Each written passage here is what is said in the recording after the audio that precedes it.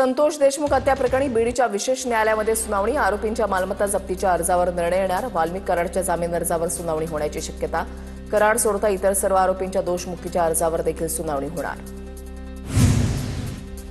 मंत्रीपद जाऊनही धनंजय मुंडेंनी अद्याप सातपुडा हा सरकारी बंगला सोडलेला नाही। मुंडेंना एका महिन्याचा 9,33,000 रुपये दंड पडणार असून आता ही रक्कम 42 लाखांच्या घरात आहे, सूत्रांची माहिती। मागील 6 महिन्यामध्ये शिक्षण क्षेत्राशी संबंधित 7 निर्णय राज्य सरकारला मागे घ्यावे लागले। सरकारी धोरणांवर शिक्षण तज्ज्ञांची टीका। समृद्धी महामार्गावर वेग मर्यादेचे उल्लंघन केल्यास दंड बसणार। कारसाठी 120 तर मोठ्या वाहनांसाठी 80 किलोमीटर प्रति तास वेग मर्यादा।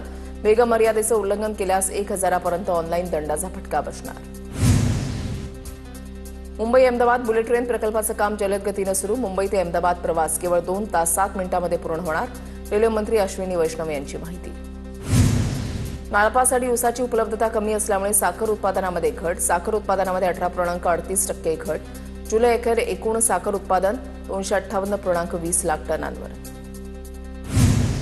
राज्यामध्ये ऑगस्टमध्ये पावसाची विश्रांती। सरासरीपेक्षा कमी पाऊस तर सप्टेंबरमध्ये पुन्हा चांगला पाऊस पडणार, हवामान खात्याचा अंदाज। नागपूरसह विदर्भामध्ये पावसाची विश्रांती। मागील 2 दिवसांपासून तापमानामध्ये वाढ। 33.4 अंश सेल्सिअस तापमानाची नोंद। पुढील 7 दिवस दमट हवामानाचा अंदाज।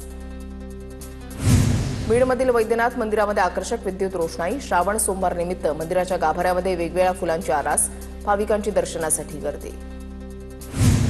सोलापूरच्या करमाळ्यामधील कुंभेजमधील शेतकऱ्याकडून गायीचे डोहाळ जेवण। गायीला हार घातलं, कुंकू लावून पूजा केली।